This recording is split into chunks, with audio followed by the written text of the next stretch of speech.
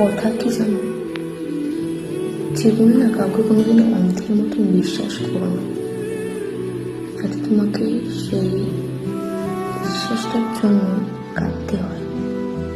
তাকে কেন করেছিলাম সেই বিশ্বাস? কারণ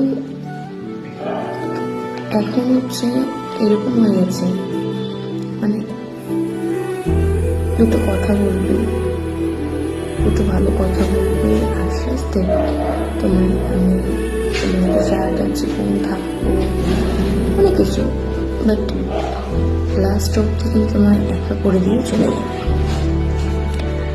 নিজের তোমার জন্য সবটা দিয়ে দেওয়া উচিত না, যাতে পরে পস্তাতে হয়।